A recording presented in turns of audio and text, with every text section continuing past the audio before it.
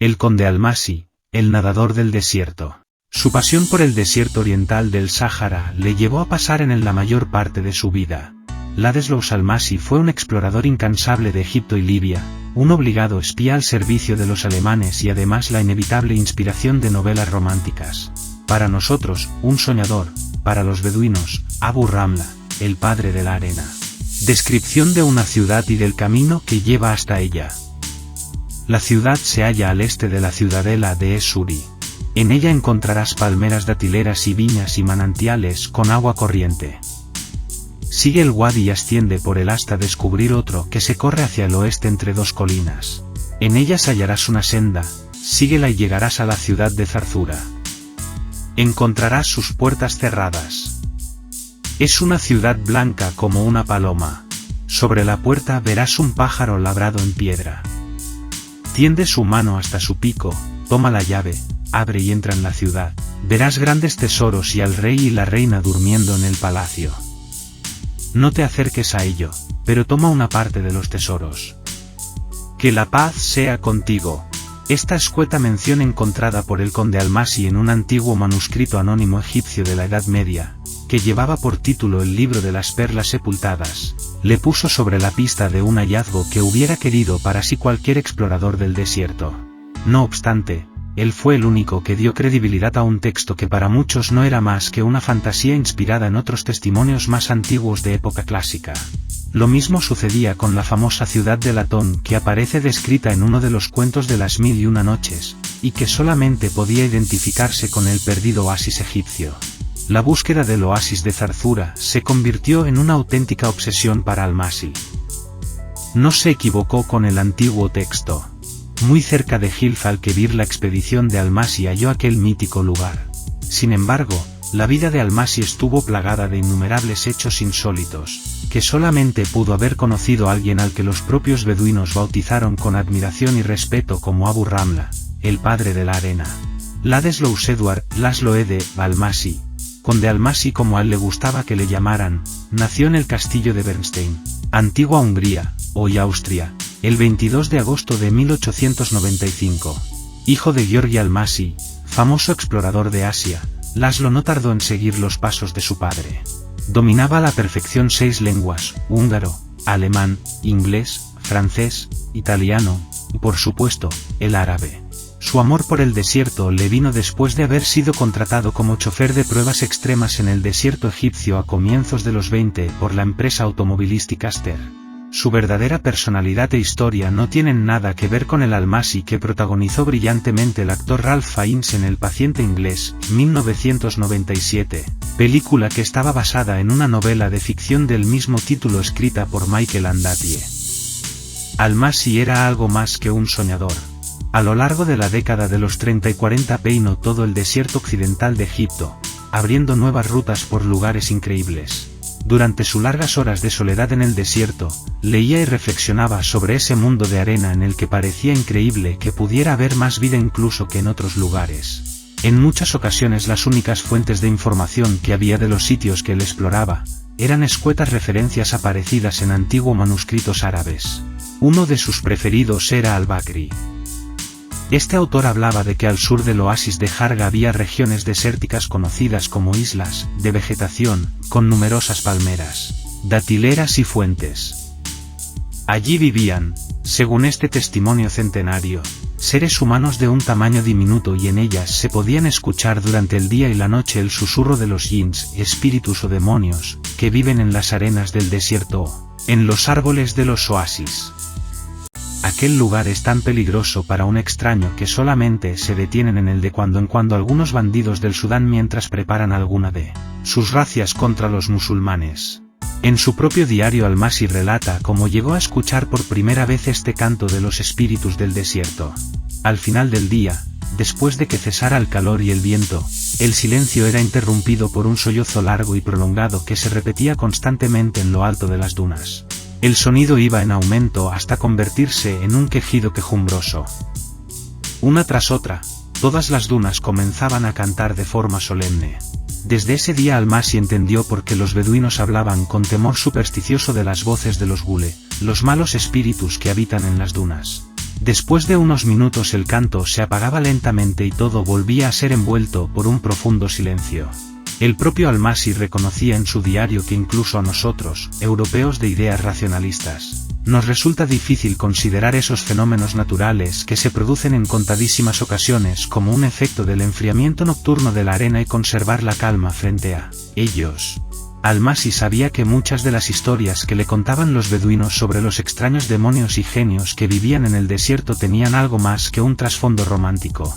Incluso él mismo pudo comprobar in situ la realidad de estas supuestas leyendas. En cierta ocasión llegó a sus oídos que en el oasis de Jarga, a unos 560 kilómetros al oeste de la moderna ciudad de Luxor, había ocurrido un hecho realmente insólito. Uno de los pobladores contó a sus vecinos que alguien llevaba varios días entrando en su propiedad para robar grandes cantidades de dátiles. Pero lo que más les sorprendió y atemorizó, fue el descubrir en el suelo unas gigantescas huellas humanas que, sin lugar a dudas, no se correspondían con ningún árabe sino con un gigante. Haciendo gala de un valor increíble, el sufrido agricultor esperó al acecho una noche para poder cazar al temido gigante. En efecto, no tuvo que esperar mucho tiempo para observar entre la maleza cercana a su casa cómo se deslizaba una enorme figura oscura. Tras robar su ración de comida y percatarse de que le estaban observando, consiguió huir de forma tan rápida que el agricultor acompañado de un grupo de hombres no consiguió reducir a aquel extraño ser. Por ello decidieron esperar a una nueva ocasión y colocar una trampa en el palmeral. No tardaron en tener éxito. Otra noche, más precavidos esta vez, consiguieron hacerse con el gigante una vez que se precipitó en el hoyo que habían cavado en el suelo. Para sorpresa de todos, el gigante era en realidad una mujer negra de una estatura nunca vista, cuya lengua no tenía ningún parecido con los numerosos dialectos árabes con que se intentaron comunicar con ella. Después de pensar durante unos días qué hacer con su extraño tesoro, el agricultor decidió poner a la mujer en libertad con la precaución de que la siguieran varias personas para poder conocer el misterioso lugar de donde provenía. Sin embargo, la hábil gigante no tardó en despistar a sus perseguidores, por lo que nunca se pudo saber de qué extraño poblado, totalmente desconocido hasta entonces, había conseguido venir la mujer cruzando el peligroso desierto. En realidad no era la primera vez que se enfrentaban a un ser de estas características. La propia investigación de Almasi conseguiría años después ofrecer una respuesta satisfactoria a la presencia de estos misteriosos seres de extraordinaria altura en los poblados egipcios. Los gigantes negros venidos del ignoto mar de arena y que hablaban una lengua totalmente incomprensible eran en realidad miembros de tribus sudanesas que se habían acoplado perfectamente a la vida en los llamados oasis de lluvias. Los Tibu o los Gurán, cuyas forma de hablar resultaba chocantes a los árabes al parecerse a un esperpéntico soniquete de chirridos agudos ininteligibles, habían protagonizado durante siglos, sin saberlo, las historias más peregrinas sobre gigantes y misteriosos espíritus que habitaban en los oasis más apartados del desierto libio. Desde el punto de vista de la exploración, el conde Almasi ha pasado a la historia de los descubrimientos no solamente por su trabajo en los oasis del desierto libio egipcio sino también por las innumerables pinturas rupestres descubiertas en los riscos de antiguos vergeles hoy totalmente desérticos.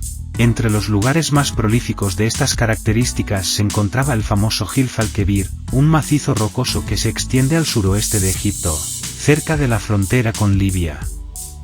Almasi recorrió profusamente este lugar durante los años 30, redescubriendo para Occidente la existencia de antiguos wadis o valles en los que hace miles de años se extendían increíbles zonas lacustres hoy totalmente desaparecidas.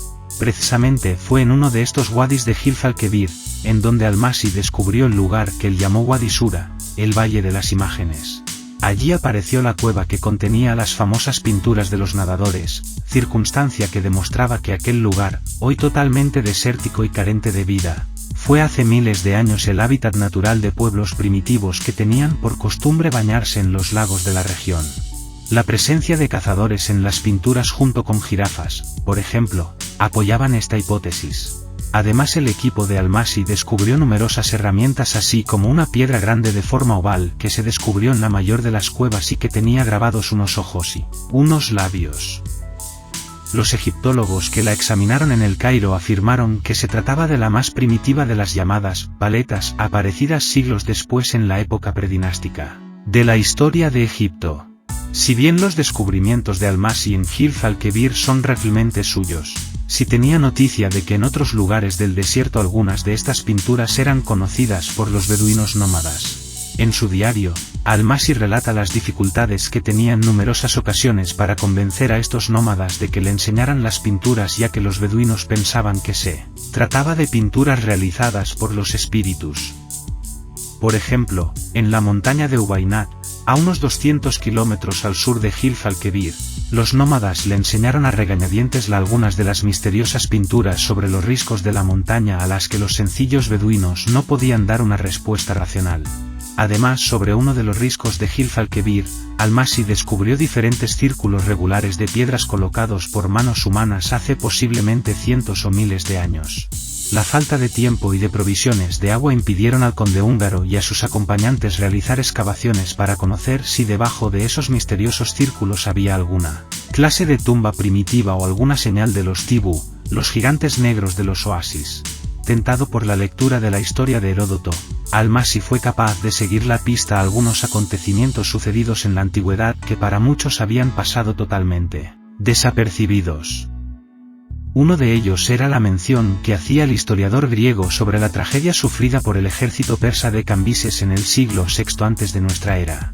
Según relata Heródoto, bajo el reinado del rey persa Cambises, que por entonces gobernaba el valle del Nilo, un ejército de 50.000 soldados partió desde el sureño oasis de Jarga hacia el norte con el fin de conquistar el oasis de Seusamon en Sigua, situado a unos 500 kilómetros al oeste de El Cairo. Todo parecía que se iba a convertir en otra exitosa operación militar del viejo Cambises. Sin embargo, nadie había contado con la presencia de los elementos y los estragos que pueden provocar. Después de cruzar el llamado Gran Mar de Arena, una franja desértica totalmente yerma que se extiende por la mayor parte de la vertiente oeste de Egipto, durante el desayuno de los soldados una tormenta de arena cubrió por entero al ejército de Cambises, enterrando bajo la arena a los casi 50.000 persas. La historia, alucinante donde las haya, fue relatada por el mencionado Heródoto y de forma paralela se ha transmitido hasta nuestros días en la tradición del oasis de Jarga, el lugar de donde salió el ejército. Almasi escuchó al Kebir del oasis, el gobernador, que ese ejército persa debe hallarse enterrado con armas y bagajes en algún lugar de los imponentes campos de dunas al sur de Sigua. Durante la exploración del Gran Mar de Arena, Almasi no consiguió dar con el ejército de Cambises, pero sí que pudo comprender la situación meteorológica que rodeó a tan extraña desaparición. En su estancia en este mortífero lugar, sufrió la aparición de uno de los kibli más virulentos que se habían dado nunca en la zona. Se trata de una espeluznante ola de viento caliente capaz de originar las tormentas más desastrosas, similar, posiblemente, a la que acabó con el ejército persa hace 2500 años. Lo más que Almasi llegó a encontrar en el Gran Mar de Arena fueron unos alamat, gigantescos hitos de piedra erigidos por el ejército persa de Cambises, pero nunca encontró vestigios directos de los soldados. Cubiertos por miles de toneladas de arena de cambiantes dunas, Almasi se preguntaba al cruzar el desierto, ¿quién sabe en qué punto nos hemos abierto paso sobre la tumba de arena del ejército persa? La búsqueda del ejército de Cambises fue la última gran campaña de Almasi realizada, aunque sin éxito, en 1950. Enfermo de una disentería mal curada y después de los desagradables avatares que le tocó vivir durante la Segunda Guerra Mundial, el conde Almasi murió en Austria el 22 de marzo de 1951. Había dedicado toda su vida al estudio y exploración del desierto, y a pesar del éxito obtenido, era consciente de que la providencia le había denegado el redescubrimiento de algunas cosas importantes como, por ejemplo, el ejército de Cambises. Pero lo entendía. Como el propio Almasi reconoció en su diario, los antiguos dioses saben todavía defender los últimos secretos del desierto. En ocasiones la figura del conde Almasi ha sido mal vista debido a la ayuda que ofreció durante la Segunda Guerra Mundial a los alemanes. Ciertamente, todos los amigos que lo conocieron sabían que si por algo se caracterizaba este misterioso explorador era por su ambigua admiración a las dictaduras. Es más, durante la contienda bélica británicos, alemanes, egipcios e italianos, todos, creían que realmente trabajaba para el lado contrario. Lo que nadie puede poner en duda es que la llave del dominio de toda la vertiente norafricana pasaba por tener entre sus filas al mejor conocedor de esta tierra, Abu Ramla, el padre de la arena, es decir, Almasi. Y sin embargo, a pesar de que recibió la Cruz de Hierro después de la guerra, todavía hoy, nadie intuye ni siquiera de lejos cuál fue el papel de Almasi y su trabajo para los alemanes.